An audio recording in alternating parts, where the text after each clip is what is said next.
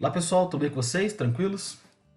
Professor Antônio Djalma aqui então com vocês nessa aula de número 2, mas que de fato é a aula de número 1 propriamente dita, onde nós vamos dar o start para valer na nossa disciplina de América Latina nas relações internacionais. Sejam todos então muito bem-vindos, inaugurando para valer, depois de muito estudo e um aprofundamento intenso para relembrar aí algumas ideias sobre esse tópico de história da América Latina e ainda entender um pouco esses contextos da América Latina nas relações internacionais. Eu acho que o resultado está aí, vocês vão ver. Há uma boa caminhada pela frente aqui nesse bimestre. Espero que vocês curtam aí esse nosso percurso para que vocês aproveitem o máximo possível esse nosso momento, beleza? Hoje a aula vai ser gravada, no próximo encontro a gente faz ao vivo com algumas intervenções, mas para esse momento a gente faz uma explicação um pouco de um voo panorâmico e ainda introdutório sobre dois assuntos especificamente aí que eu separei para nossas primeiras discussões nessa disciplina. Quais são esses dois assuntos? O nacionalismo e o populismo na América Latina. Essa aula é uma aula introdutória para começarmos a pensar como é que funcionam as ditaduras, os regimes militares na América Latina, e aí sim como é que isso interfere nas relações internacionais de um jeito mais incisivo. Preparados? Vamos lá? Então, bora lá, bora lá. Então, nessa aula de número 2, que é a primeira com conteúdo propriamente dito, o que vocês devem fazer? Nosso objetivo é analisar o surgimento do nacionalismo e do populismo na América Latina e como é que isso está relacionado com a emergência das ditaduras militares aqui no Cone Sul. Beleza? O que vocês deverão fazer? O primeiro passo é assistir essa aula até o final. No final tem as indicações do que vocês deverão fazer, as próximas orientações sobre o tema do nacionalismo e populismo na América Latina, com o professor Antônio Djalma. E no segundo momento, vocês devem fazer a leitura ao longo dessa semana. Já tinha meio que compartilhado com alguns alunos aí, para ver se a digitalização está minimamente adequada. A digitalização não ficou 100%, mas acho que dá para ler. Se alguém tiver muita dificuldade para fazer a leitura, porque os pixels, né, não ficou com uma qualidade muito boa, mas acho que dá para vocês terem uma boa noção. São os textos que eu tenho acesso aqui, mas que eles estão um tanto quanto difíceis de serem digitalizados. Mas aí nós temos um texto base bem legal. Eu faço essa apresentação aqui, vocês fazem a leitura do texto ali. É um texto que não é muito longo, é um capítulo retirado lá do livro de História da América Latina e ele vai falar especificamente sobre as ditaduras militares e sociedade civil na América Latina, sobretudo no Cone Sul. Beleza? Então esse é o nosso plano de aula, da aula de hoje. Ao longo das próximas semanas eu vou disponibilizando os outros planos de aulas para vocês, beleza? Primeira coisa então que nós temos que ter em mente, vocês já devem ter visto o termo, já devem ter estudado isso em ciência política ou em outras disciplinas ou propriamente aqui na América Latina. O nacionalismo, ele é um termo que identifica uma ideologia própria das nações que se sobrepõe aos partidos e visa fazer o que, pessoal? Aglutinar a configuração do Estado e essa concepção de nação, unificando no seu território uma língua, uma cultura e uma tradição por meio de símbolos, de músicas, da arte, da cultura como um todo.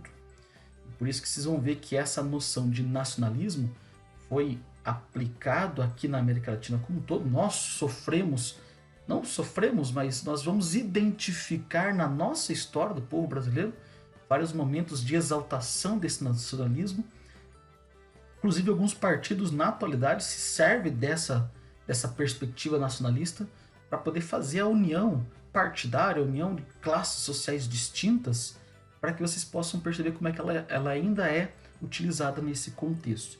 Beleza? Uma definição então do que é nacionalismo está aí para vocês, do Norberto Bobbio, e que vai na mesma linha do Matteo Tido Pasquino. Como é que esse nacionalismo funciona ou funcionou na América Latina?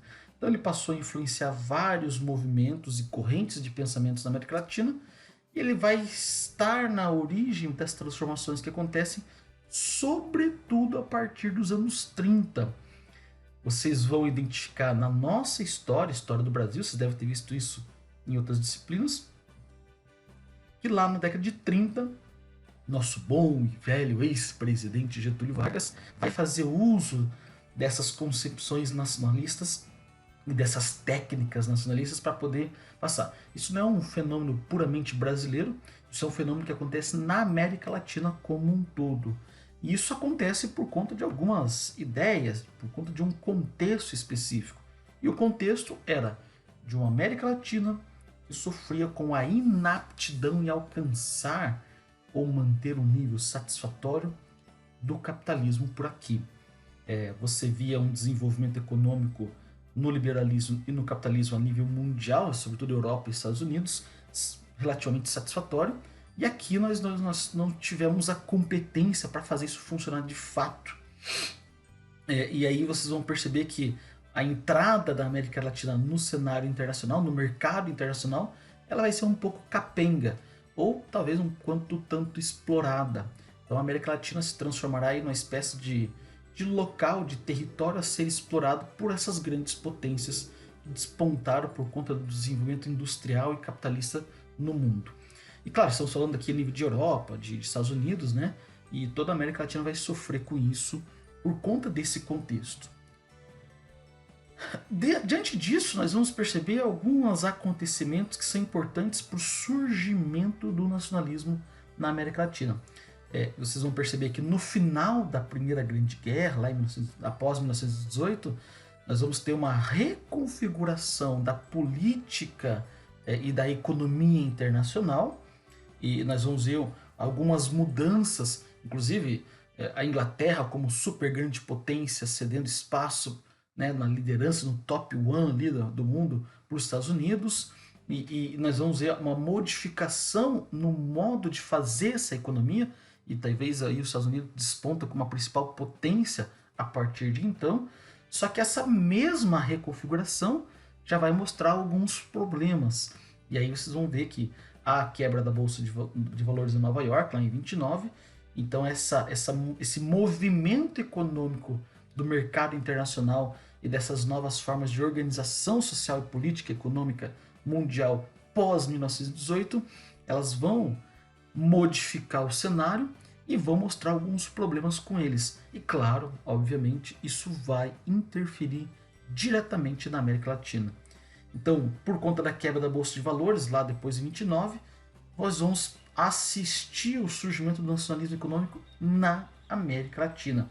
E essa crise que vai assolar o mundo inteiro vai também repercutir na América Latina. A gente vai ver alguns pontos, e por isso que a gente vai analisar sempre esse nacionalismo sob a mesma ótica do populismo, porque os líderes aqui da América Latina vão se apropriar dessas características. Então nós percebemos que há uma modificação pós-1918, há uma ascensão de uma nova forma de capitalismo, uma nova forma de liberalismo, mas ao mesmo tempo apresentando algumas crises, sobretudo após 29.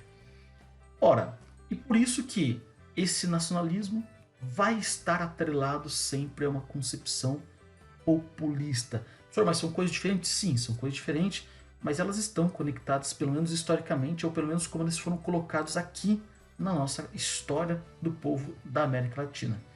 Então, o que havia mudado após a Primeira Grande Guerra? Então, sobretudo, não só apenas a posição de grande potência mundial de Inglaterra, que vai ceder espaço aos Estados Unidos, como maior potência econômica no mundo, mas sobretudo o modo de fazer essa economia.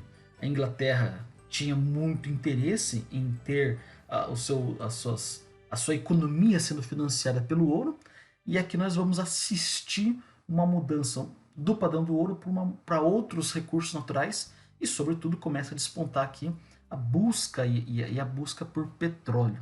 É claro, não só petróleo, mas outros metais, outras configurações. A América Latina passa a ser uma espécie de um celeiro do mundo para produzir alimentos para essas potências. Como a guerra tinha assolado todo o território europeu e os Estados Unidos não davam conta sozinho de alimentar e de abastecer, eles passam a financiar então a América Latina para poder produzir alimentos e exportar alimentos para isso daí.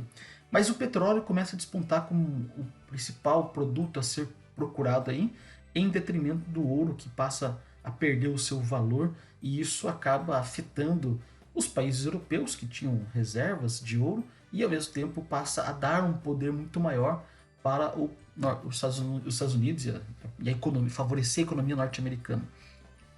Ora, então você vai perceber que há uma crise no mercado internacional por conta dessas modificações, e nós vamos assistir, sobretudo a partir da década de 30, a ascensão, primeiro, a desagregação de um Estado oligárquico e a ascensão de um movimento nacionalista trabalhista.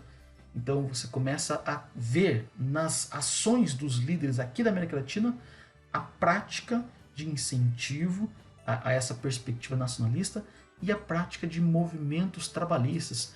Não à toa, na década de 30, o nosso Getúlio Vargas vai promulgar uma série de leis no campo da área trabalhista, dando a condição de que o trabalhador possa obter alguns direitos que eram negados até então, e esse movimento trabalhista vai ganhar força. Junto a isso, o movimento sindicalista. Então, o povo passa a lutar por melhores condições nesse campo do trabalho. A quebra da Bolsa de Nova York vai fazer com que haja, então, uma necessidade também de impacto latino-americano de controle financeiro. E aqui, talvez, esse contexto é importante a gente mencionar por um motivo muito simples, né? Nós não apenas seremos afetados e influenciados por essas categorizações e essas mudanças que acontecem no mercado internacional, mas nós vamos nos tornar reféns delas. E é isso que a gente está tentando mostrar nessa primeira aula aqui, introdutória, sobre como que essas ideias do populismo, do nacionalismo, ganham força, porque esse contexto favorece e vão nos tornar reféns aí de uma série de itens dessa economia mundial. E quais são então as características desses governos populistas que acontecem na América Latina? Uma característica fundamental é a referência no povo de um líder carismático. Aqui nós já mencionei aqui o Getúlio Vargas, mas depois nós vamos ter outros, né, grandes líderes que vão desencadear grandes movimentos, né, e essa característica de um líder carismático vai ser a base desse populismo aqui na América Latina. Ao mesmo tempo, há uma busca por superação da dependência estrangeira, ainda que de maneira muito infrutífera e muito insuficiente. A gente não consegue superar essa dependência estrangeira, a gente passa a depender talvez ainda mais durante esse período de investimentos estrangeiros. Há uma incipiente industrialização, alguns países que na década de, sobretudo pós-1918, ali na década de 20, já tinha se modernizado e já tinha, de certa forma, garantido uma industrialização, ainda incipiente, é verdade, mas já tinha começado esse processo, e eles vão sofrer com essa mudança no mercado internacional.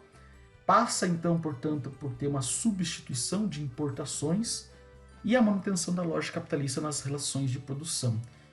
O fato é o seguinte, meus caros e minhas caras.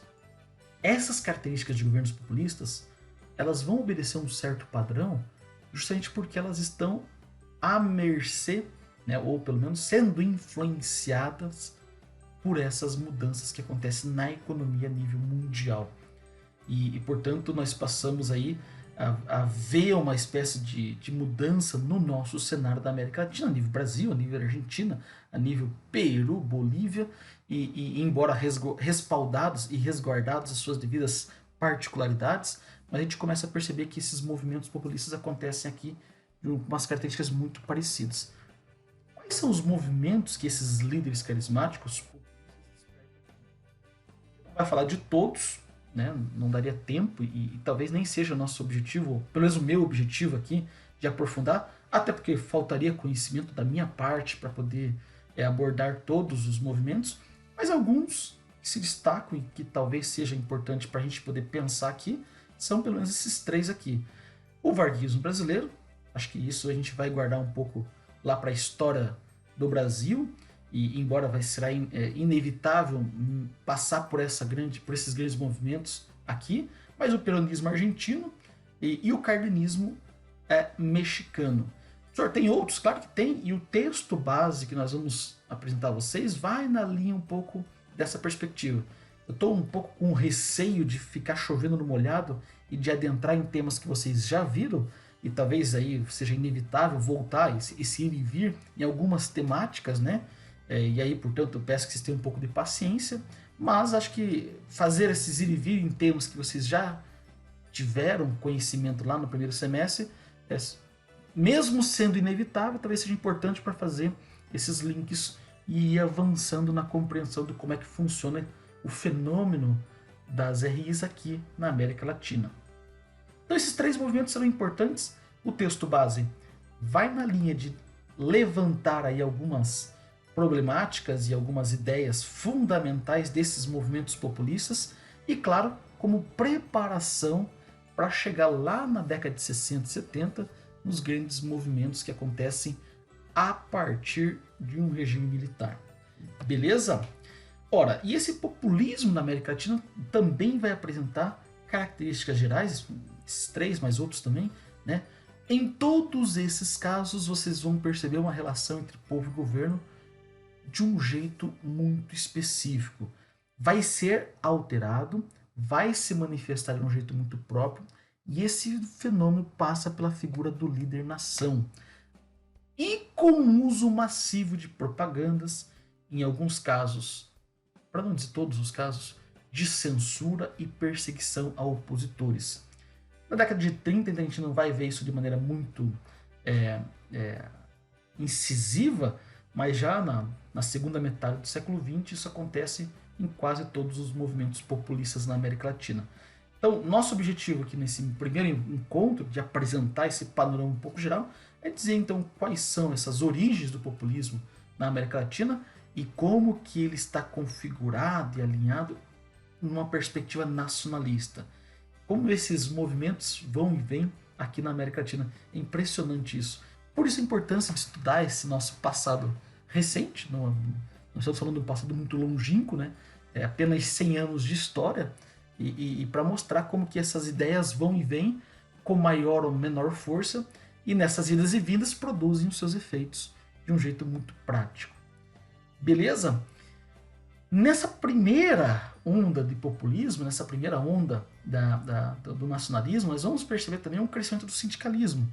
E, sobretudo, forçando aí o movimento sindicalista, forçando uma reformulação de políticas no campo do trabalho, nas relações serviço e laborais, né?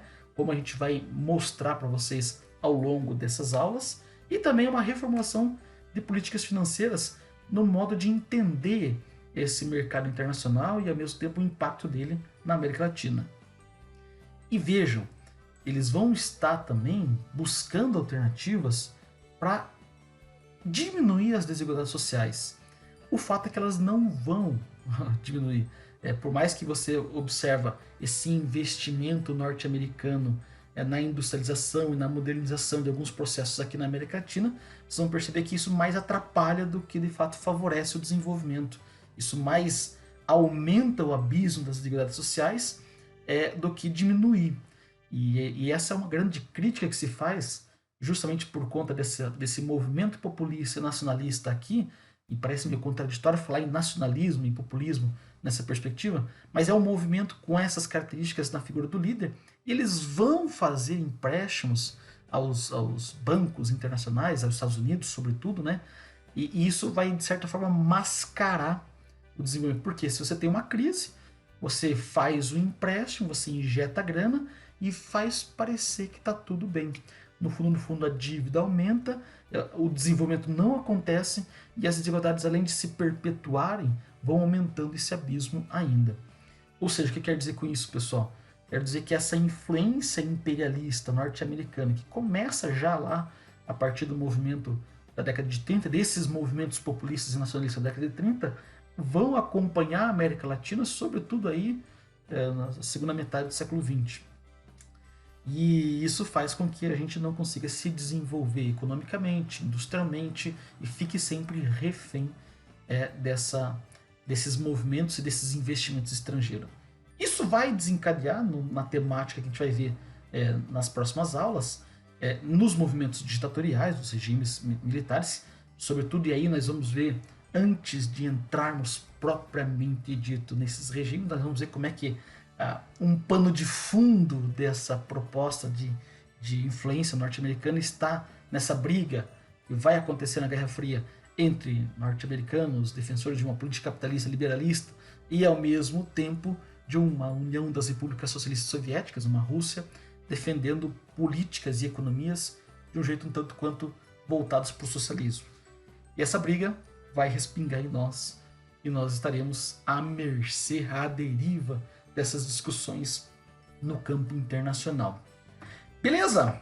Mais ou menos é isso para esse nosso primeiro encontro. É mais uma preparação, uma base para o início da nossa discussão.